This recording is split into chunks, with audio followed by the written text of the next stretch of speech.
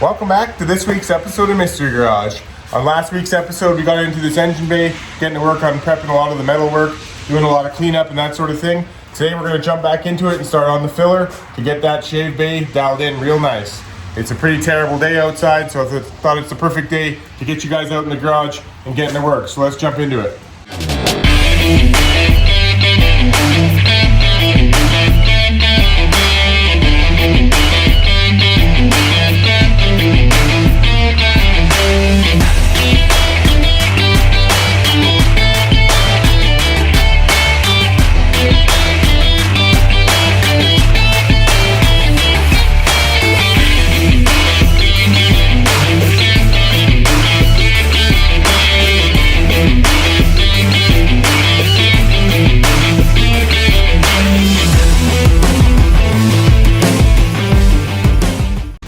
Again, welcome back to this week's episode. Last week we got into this engine bay, did a ton of prep work. We ended up laying down some etching primer to wait and to get ready for today's bodyworking episode. So I thought today what we would do is quickly scuff up the entire surface and then we start laying down some body filler. There's lots to do in today's episode, so rather than waste any time, let's get to work.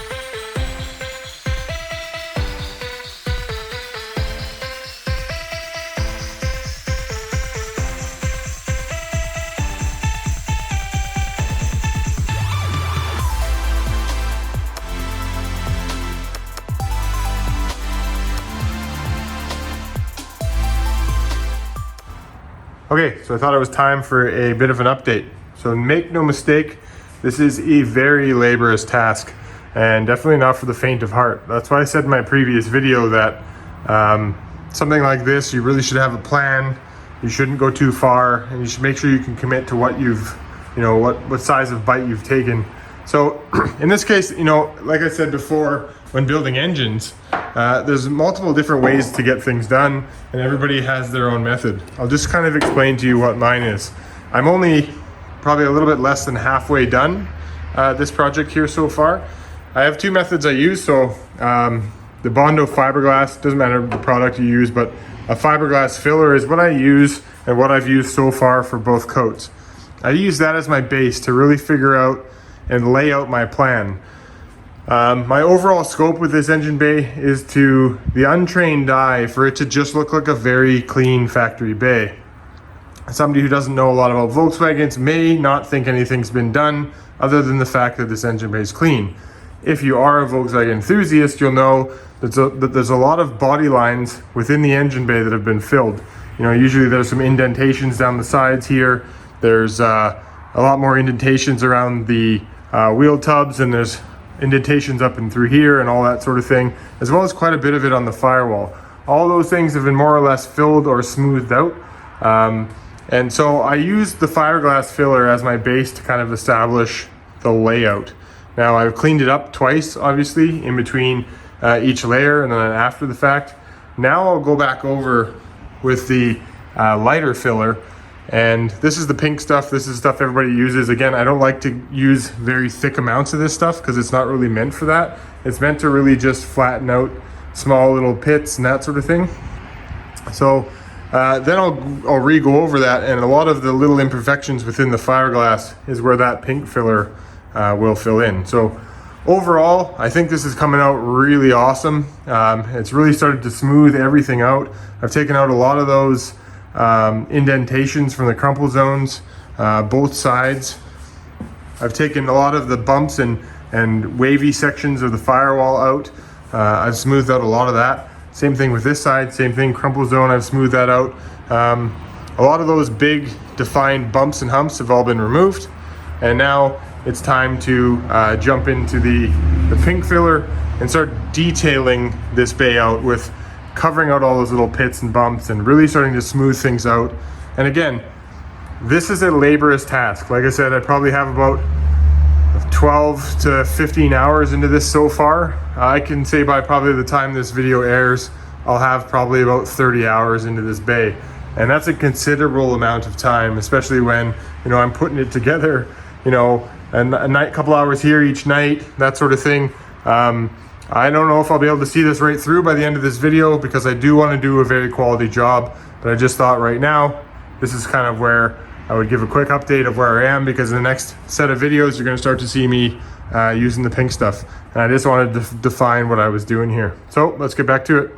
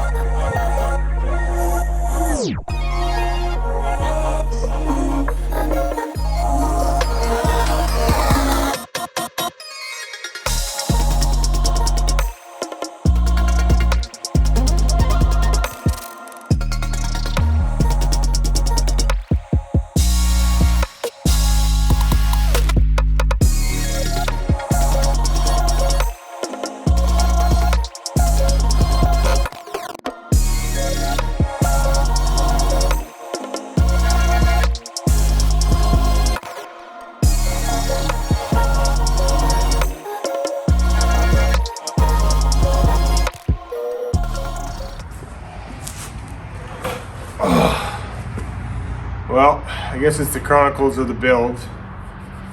Another very, very late night sanding. And my fingers are sore, and this is an incredibly hard project.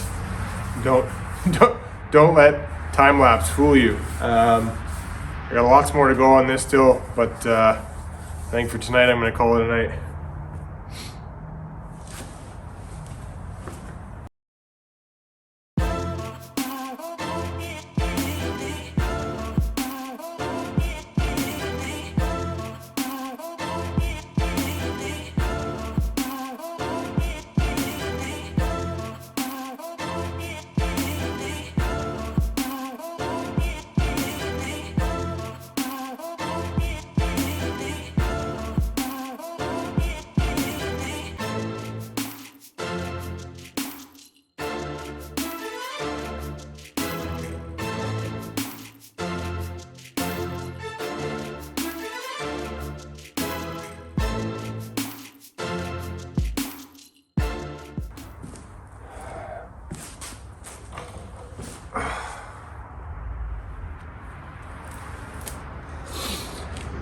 Okay, I don't know if what am I, day 4, 5? This is legit painful work. Kudos to everybody out there who has shaved bays. The funny thing is my wife even came out, and my son, and asked me what I was doing, and I couldn't come up with an answer. I said I'm making my engine bay look cool, and man, is it a lot of work. My fingers are pruned up, and actually my blisters, I can feel it, are so deep that you can't even see them yet. And I know they're gonna come through in the next couple days, and I think it's time to take a break. So let me show you where I'm at with this engine bay. I've got a ton done, but I think it'd be better if I showed you myself. Okay, so here we are. I know it would be hard to tell in the video, but the goal here is to have as little filler as humanly possible. So you want the metal coming through. You want to have such a small amount of filler on here that you're never going to have to deal with down the road of having any kind of cracking or splitting.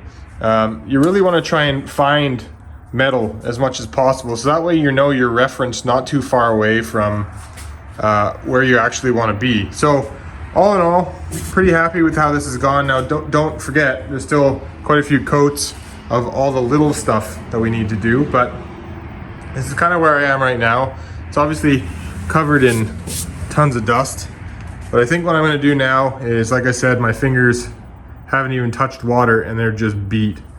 So after 3 or 4 days of doing this straight, I think it's time to take a break on this one, and I want to keep going, but it's going to have to be another time. So what I'm going to do is I'm going to clean all this up, and I got some high build primer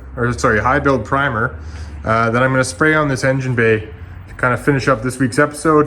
And then what we're going to end up doing is letting it sit for a little while. We'll get into some other part of the project, and then I'll come back to this once my fingers are back. Part of the reason is because there's so many contours and everything. I mean, you saw me using an orbital sander, but really I'm only using that for the small stuff, and I couldn't really go through all the detail of just time-lapsing the whole thing. I mean, there'd be 45 minutes of time-lapse to cover off the 3 or 4 days I've put into this, and it would just be so boring to watch. So I only did the small parts where you know, it looked like I was getting effective in a short period of time, but then there's tons of hours of me doing this by hand, because you're doing so many contours and so many edges. Any kind of orbital sander or even my block, there's only certain things you can do because everything's rounded and curved. And again, you're trying to minimize the amount of filler. You're trying to have the least amount of filler as humanly possible. You don't want a buildup of filler of any kind. So everything that could be, you know, welded shut, like some of the bolt holes and stuff, I did that off camera. I welded all that stuff shut before I went and filled over it. So there is actually metal underneath all of these holes. Then I topped it up with a thin skim of the fiberglass filler, and then to get rid of the bubbles and stuff, a thin skim of the pink stuff. So that's what the overall goal of where we are right now. I do need to go over it with another thin skim of pink, but it's best if I throw down the high build primer first, so that way I can start to see where all my little imperfections are, because there's going to be quite a few of them at this stage. But again, I need to give my hands a break, and it'd be nice to get on to some other project for a little while in the next episode or two, and then we'll come back to this and finish it off. So I'm going to clean up because there is a ton of dust everywhere in my shop. And I think then what I'm going to do is lay down a heavy coat of the high build, and then we'll see where we end up.